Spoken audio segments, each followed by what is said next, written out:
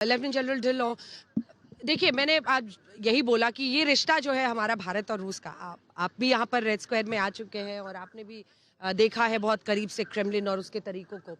भारत और रूस का ये रिश्ता, ना ये रिश्ता ट्रंप के तेल पर डिपेंड, ट्रंप के टैरिफ पर डिपेंड करता है, ना ये रिश्ता रूस से कच्चे तेल की ही खरीद पर डिपेंड करता है। ये एक ऐसी ऐतिहासिक इंडो रशियन बॉन्ड है जो कि जिसको कहते हैं ना कि जिसको लोहे की तरह मजबूत इतिहास ने बनाया है। और उस नींव पर हम मतलब ये मान सकते हैं कि चाहे कोई भी देश जिसके साथ हम इधर उधर बीच में अपने रिश्ते को आगे बढ़ाएं, फ्लर्ट करें या जैसे भी आगे ले जाएं, लेकिन जब डिसाइसिव मोमेंट्स आते हैं इतिहास में, ये एक देश है जिस पर हम काउंट कर सकते हैं कि भाई ये तो हमारा साथ देगा ही देगा, बड़े से बड़े मंचों पर देगा।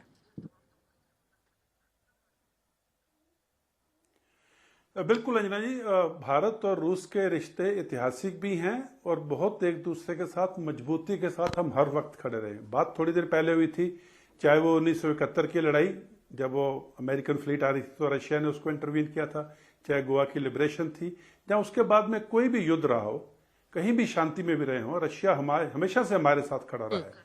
और अभी आपने रशिया यूक्रेन की भी बात की कि कैसे इंडिया ने उसके रशिया यूक्रेन के युद्ध के दौरान अपने आप को बिल्कुल एक न्यूट्रल स्टैंड दिया। तो मेरे से किसी ने पूछा था जब रशिया और यूक्रेन की लड़ाई खड़ी हुई थी, शुरू हुई थी, कि रशिया यूक्रेन के युद्ध में भारत कहां पर खड़ा है, तो मेरा जवाब था कि भारत अपने दो पांव पर खड़ा है। We stand on our 2 feet and we are very clear. आपने एक बात और की थी, diplomatic ambiguity, and diplomatic ambiguity के साथ साथ हम स्ट्रेटेजिक क्लैरिटी भी दिखाते हैं। हमारी स्ट्रेटेजिक क्लैरिटी ये है कि हमारे देश हित में हमें यहां से भी कच्चा तेल सस्ता मिलेगा और अच्छे दामों पे, अच्छी टर्म्स एंड कंडीशन पर मिलेगा, हम अपने नागरिकों के लिए वो लेंगे। और इसके साथ में जो लीडरशिप की आपने पर्सनल बॉन्डिंग की बात की, प्रधानमंत्री मोदी जी और व्लादिमीर पुतिन, मैम जो पर्सनल बॉन्डिंग होती है वो जो स्ट्रेटेजिक इश्यूज को और भी ज्यादा मजबूत करती है। अगर आपको पर्सनल डाउट्स हैं दूसरे की मंशा के ऊपर, तो कभी भी आप उस रिश्ते को आगे नहीं लेके जा सकते। तो इसलिए personal warmth, personal bonding, personal styles, they matter a lot in international diplomacy, and ये भी हमारे सामने बिल्कुल क्लैरिटी के साथ सामने आ रहा है। और भारत के रिश्ते, जो आपका सवाल था कि ऐतिहासिक हैं, और ऐतिहासिक के साथ साथ ये मजबूत हैं। इसमें कभी भी ऐसा कोई डाउट नहीं था कि हमें शक की नजर से देखें एक दूसरे को, जबकि दूसरे कई देश हैं उनके साथ हम जब भी कोई रिश्ता कायम करने की कोशिश करते हैं या कोई डील करने की कोशिश करते हैं, हमेशा एक मंशा रहती है दिमाग में कि यार ये कहीं स्मार्ट एक्ट तो नहीं कर रहे हैं, कहीं ये तो नहीं कर रहे हैं। जबकि रशियंस के साथ जब हम डील करते हैं तो वो क्लैरिटी और खुलेपन जो है, दिल का खुला होना, वो बहुत ज्यादा एक अहम चीज है जो इंडिया और रशिया के रिश्तों को बहुत ऊंचे मजाक पे ले जाते हैं। बिल्कुल, मुझे लगता है ये जो आपने कहा ये बहुत मायने रखता है और ये बहुत इंपॉर्टेंट है। मार्शल कपूर, मैं आपके पास ये सवाल लेकर आना चाहती हूँ कि देखिए, अगर हम मल्टीपोलैरिटी की बात कर रहे हैं तो हम ये भी कह रहे हैं एक तरह से कि हम सिर्फ रूस पर भी डिपेंड नहीं करते हैं। तो ऐसे में अगर हम सिर्फ रूस पर भी डिपेंड नहीं करना चाहते हैं तो हमें अमेरिका जैसे देशों को भी हम पूरी तरह से दरवाजा लगाकर उस पर ताला नहीं बंद कर सकते, वो दरवाजे भी हमें खुले रखने हैं। ऐसे में आपको लगता है कि अगर मतलब बेसिकली मेरा सवाल बहुत सिंपल है, उसको कॉम्प्लिकेट करने की जरूरत है नहीं, ये जैसे वो है वैसे ही बोलना बेहतर रहेगा। Will this Rahul up Trump? मतलब क्या डोनाल्ड ट्रंप, आपने एससीओ समिट के बाद वो फोटो देखी होगी डाल के जो उन्होंने लिखा, जब उन्होंने देखा रशिया, चाइना और मतलब प्रधानमंत्री नरेंद्र मोदी, शी जिनपिंग और पुतिन एक साथ एक तस्वीर में थे, उन्होंने क्या क्या लिखा। तो ऐसे में क्या हम अमेरिका और खासतौर पर ट्रंप की नाराजगी भी मोल ले रहे हैं?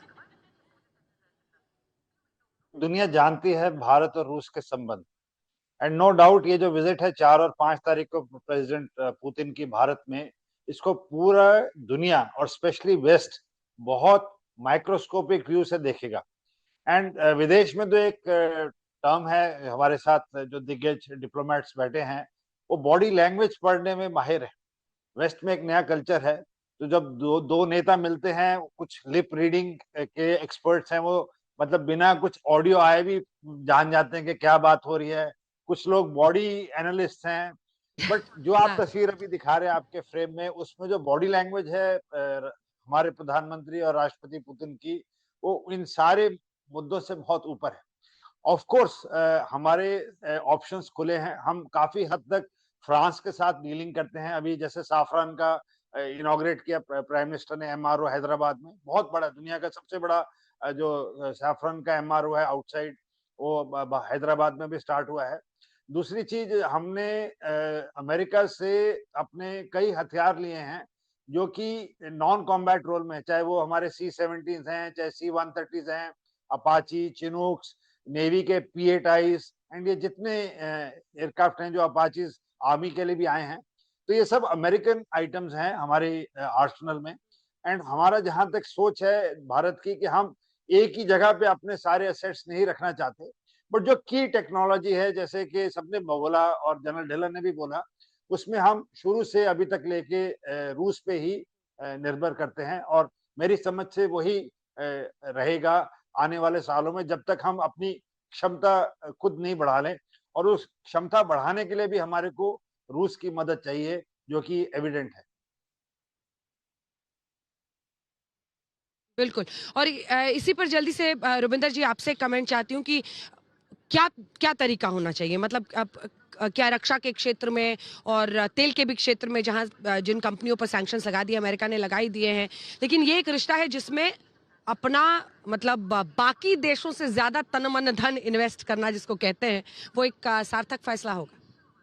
तो डेफिनेटली अंजना जी, पॉइंट इसकी हमारा तन मन तो बहुत है, हम दोनों देशों के बीच में धन नहीं है, एक्सपैंडेड ट्रेड नहीं है। बार बार मैं कह रहा हूं, ये केवल टॉप लोडेड है न्यूक्लियर ऑयल, और ऑयल तो तुक्के से चल रहा है। अभी यूक्रेन वॉर से पहले हम तेल खरीदते कहां थे? रशिया से, राइट? ये तो डिस्काउंट्स के चक्कर में खरीद रहे हैं, तो वाइडन होना है वन।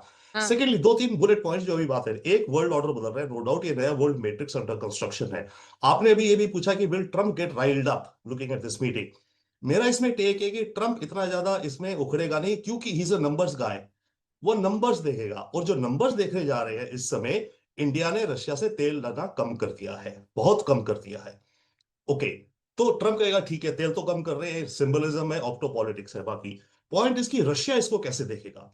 रशिया ये देखता है कि पिछले 3 साल से इंडिया रशिया के साथ खड़ा रहा है, हालांकि हम पे टैरिफ लगे पर हम खड़े रहे।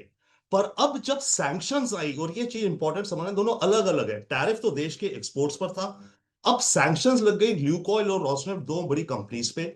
उनसे कोई भी इंडियन कंपनी अगर सामान खरीदेगी, हमारी सरकारी या प्राइवेट सेक्टर, वो इंटरनेशनल बैंकिंग से कट जाएंगे। तो ये अब तेल खरीदना बंद कर रही है, कम कर रही है। रशिया समझता है, समझेगा कि जब तक टैरिफ इंडिया झेल सका झेले, पर सैंक्शंस तो नहीं कर पाएगा। तो उधर Trump will be for the time being, unless कोई स्पेक्टेकुलर चीज निकलती है इस समिट से, I don't know, but one is he will be happy. Okay ठीक है, नंबर्स तो डाउन है, उसे यही चाहिए था कि इंडिया तेल खरीदना कम करे रशिया से।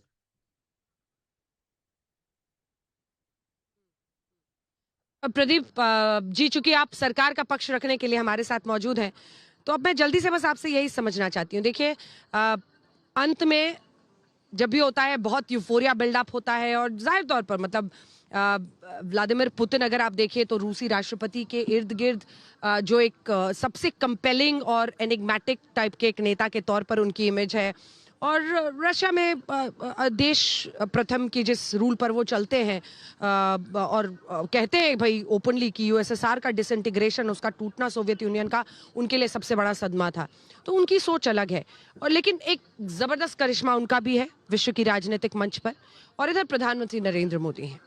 भारत इस दौरे से रियलिस्टिक टर्म्स में, मतलब वाकई जमीन पर जो हो सकता है, रियलिस्टिक टर्म्स पर क्या उम्मीदें रख सकता है?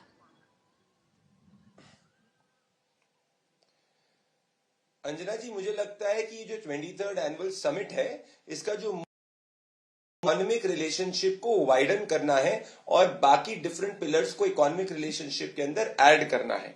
दूसरी बात, इसको आपको कनेक्टिविटी के जरिए, ट्रेड के जरिए, इकोनॉमिक इंटीग्रेशन के जरिए देखना चाहिए।